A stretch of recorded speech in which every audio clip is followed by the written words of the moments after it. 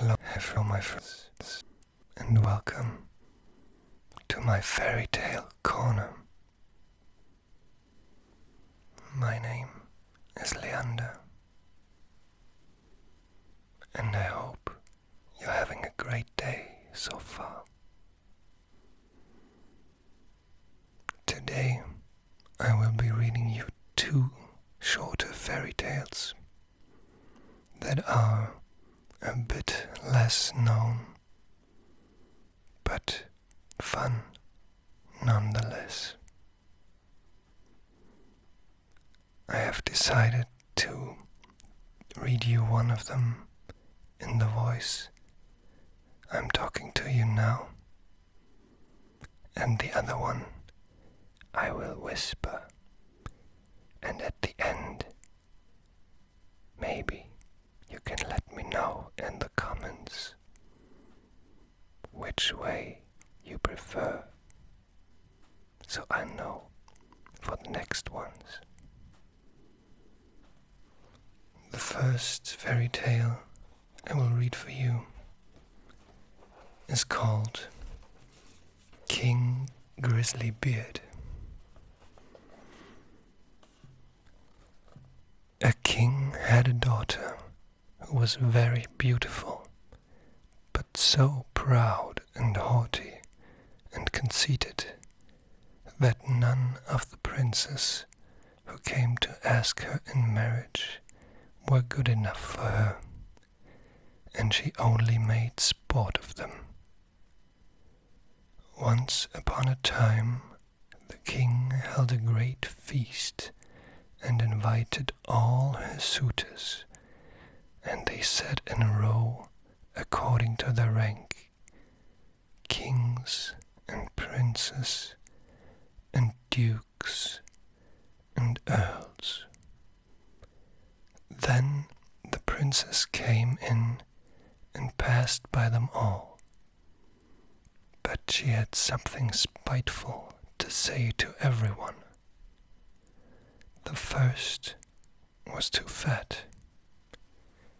"He's round as a tub," said she. The next was too tall. "What a maypole," said she. The next was too short. "What a dumpling." The fourth was too pale, and she called him Wall Face. The fifth was too red, so she called him Coxcomb.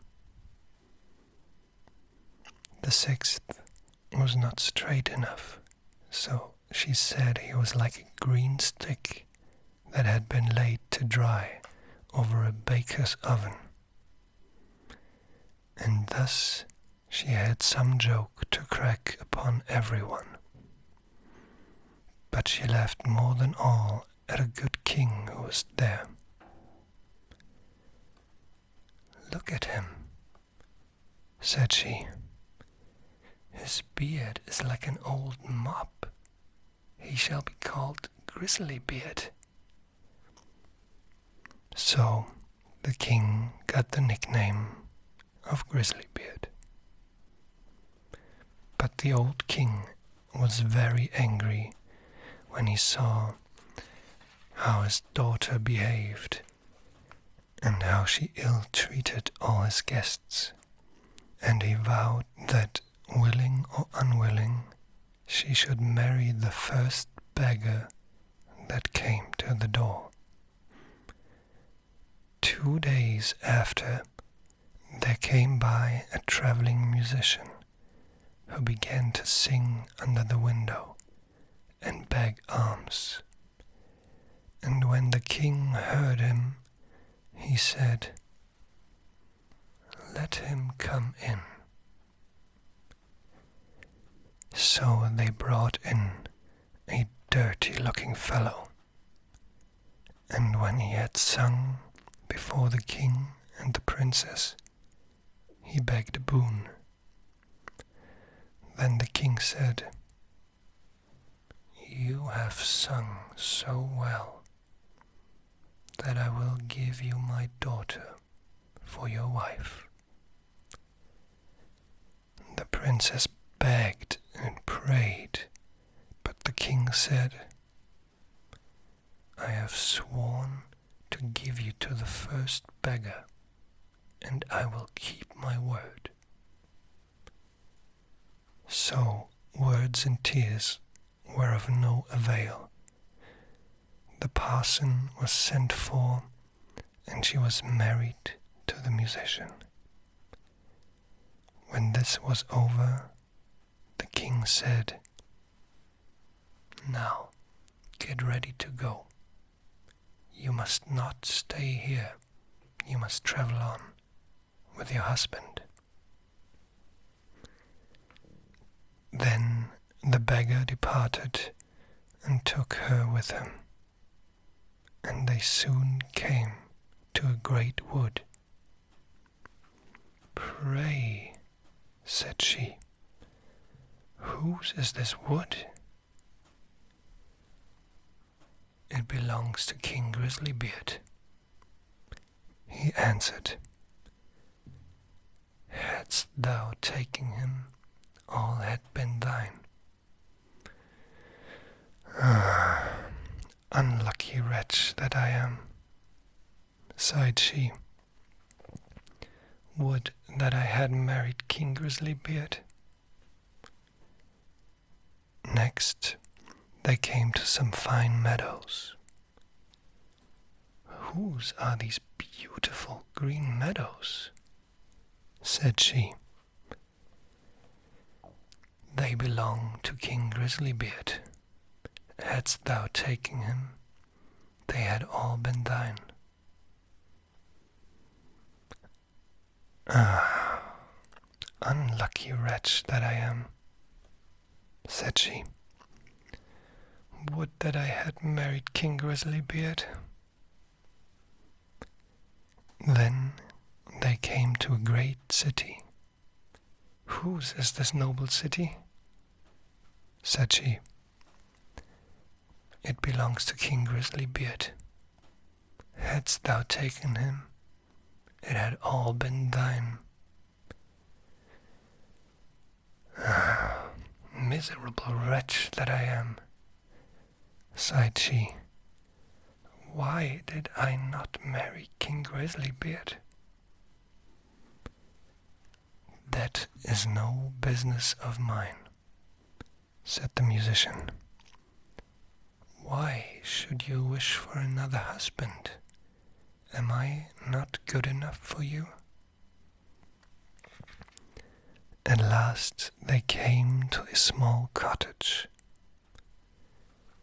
"What a paltry place," said she.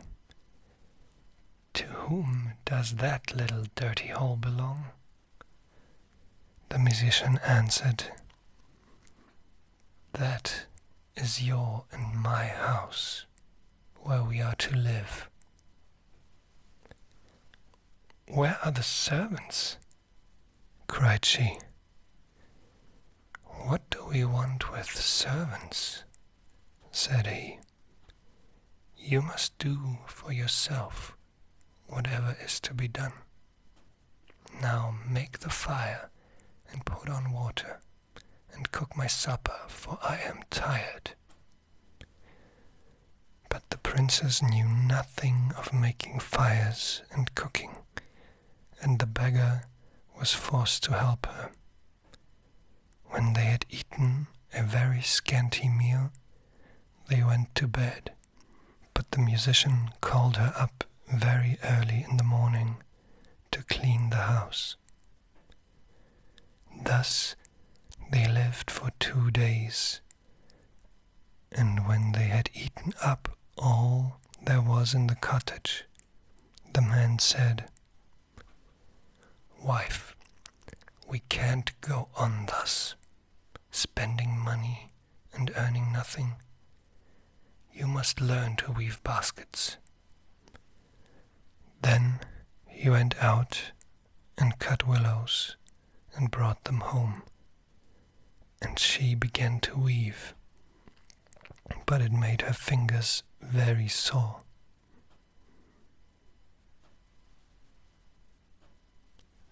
"I see this work won't do," said he. "Try and spin. Perhaps you will be better at that." So she sat down and tried to spin, but the threads cut her tender fingers till the blood ran. "See now," said the musician, "you are good for nothing. You can do no work. What a bargain I have got. However, I'll try and set up a trade in pots and pans, and you shall stand in the market and sell them." "Alas," sighed she, "when I stand in the market, and any of my father's court pass by and see me there, how will they laugh at me?" But the beggar did not care for that, and said she must work if she did not wish to die of hunger.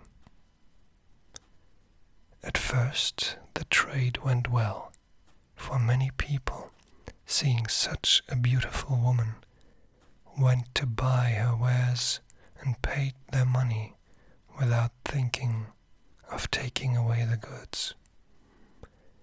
They lived on this as long as it lasted, and then her husband bought a fresh lot of ware, and she sat herself down with it in a corner of the market. But a drunken soldier soon came by and rode his horse against her stall and broke all her goods into 1,000 pieces. Then she began to weep and knew not what to do. What will become of me? So she ran home and told him all. "Who would have thought you would have been so silly," said he, "as to put an earthenware stall in the corner of the market where everybody passes?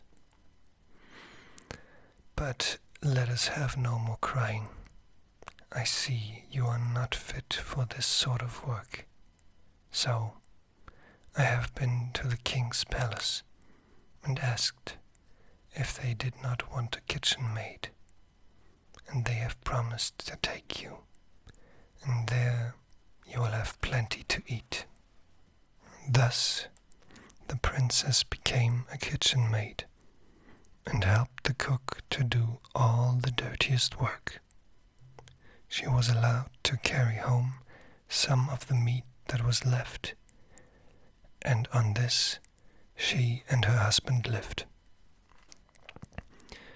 She had not been there long before she heard that the king's eldest son was passing by, going to be married, and she went to one of the windows and looked out. Everything was ready, and all the pomp and splendor of the court was there. Then she thought with an aching heart on her own sad fate, and bitterly grieved for the pride and folly which had brought her so low. And the servants gave her some of the rich meats, which she put into her basket to take home. All on a sudden, as she was going out, in came the king's son in golden clothes, and when he saw a beautiful woman at the door, he took her by the hand and said she should be his partner in the dance. But she trembled for fear, for she saw that it was King Grisly-Beard who was making sport of her. However, he kept fast hold and let her in, and the cover of the basket came off, so that the meats in it fell all about. Then everybody laughed and jeered at her, and she was so abashed that she wished herself 1,000 feet deep in the earth. She sprang to the door to run away, but on the steps King Grisly-Beard overtook and brought her back, and said, "Fear me not. I am the musician who has lived with you in the hut. I brought you there because I loved you. I am also the soldier who overset your stall. I have done all this only to cure you of pride and to punish you for the ill treatment you bestowed on me. Now all is over. You have learned wisdom. Your faults are gone, and it is time to celebrate our marriage feast." Then the chamberlains came and brought her the most beautiful robes, and her father and his whole court were there already and congratulated her on the marriage. Joy was in every face. The feast was grand, and all were merry, and I wish you and I had been of the party. Well, I guess King Grisly-Beard had some kind of Clark Kent, Superman situation going for him. Maybe this is a good time as well to talk about morals. While these fairy tales are still fun to read, I would just like to emphasize that, of course, the values presented in these stories are not what I personally believe in.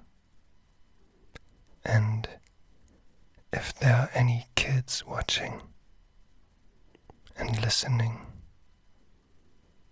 please know that it is not okay to insult people, and it is, of course, not okay to trick people into thinking you are someone else, especially if that makes them miserable.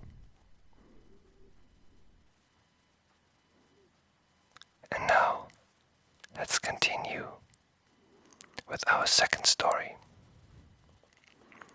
It is called The Elves and the Shoemaker. And this one is much more light-hearted. There once was a shoemaker who worked very hard and was very honest, but still he could not earn enough to live upon, and at last all he had in the world was gone, except just leather enough to make one pair of shoes. Then he cut them all ready to make up the next day, meaning to get up early in the morning to work. His conscience was clear and his heart light amidst all his troubles. So he went peaceably to bed, left all his cares to heaven, and fell asleep. In the morning, after he had said his prayers, he set himself down to his work when, to his great wonder, there stood the shoes all ready made upon the table. The good man knew not what to say or think of the strange event. He looked at the workmanship. There was not one false stitch in the whole job, and all was so neat and true that it was a complete masterpiece. The same day a customer came in, and the shoes pleased him so well that he willingly paid a price higher than usual for them, and the poor shoemaker with the money bought leather enough to make 2 pairs more. In the evening he cut out the work and went to bed early, that he might get up and begin betimes next day. But he was saved all the trouble, for when he got up in the morning, the work was finished, ready to his hand. Presently in came buyers, who paid him handsomely for his goods, so that he bought leather enough for 4 pairs more. He cut out the work again overnight, and found it finished in the morning, as before, and so it went on for some time. What was got ready in the evening was always done by daybreak, and the good man soon became thriving and prosperous again.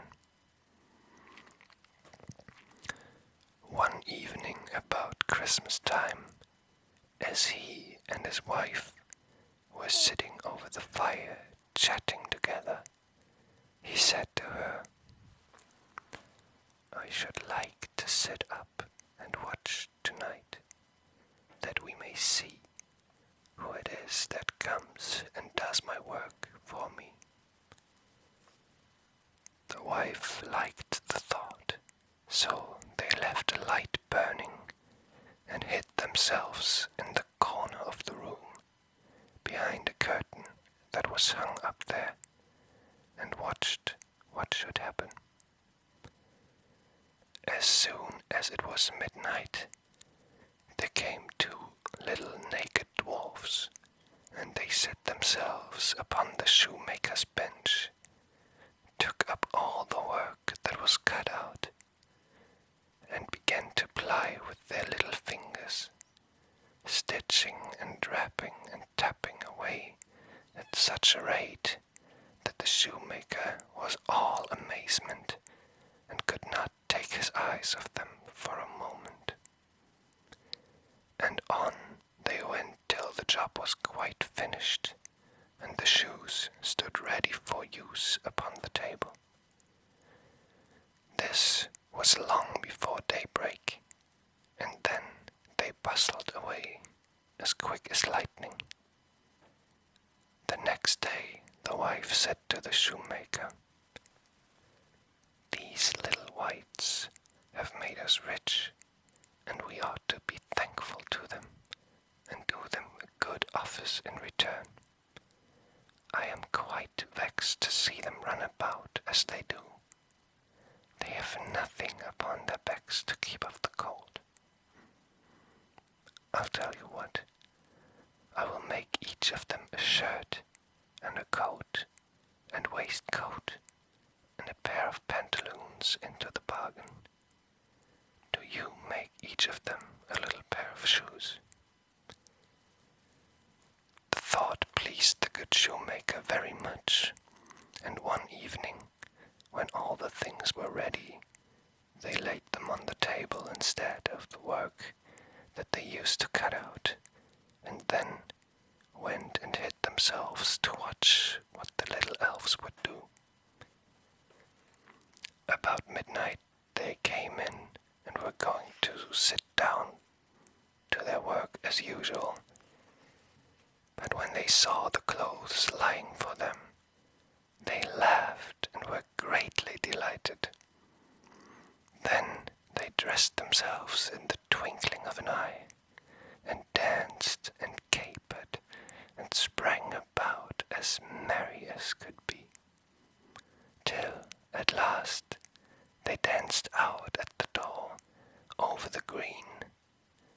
shoemaker saw them no more.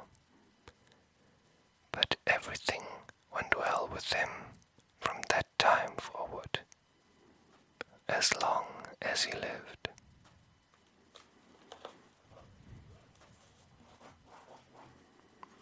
So, that was our second fairy tale for today. If you liked what you saw and heard here today, please consider subscribing and maybe give this video a like or share it with a friend. Also, don't forget to leave me a comment and tell me which style of reading you prefer. Whispering, or maybe soft reading is more what you crave. Anyway, I am Leander. Until next time.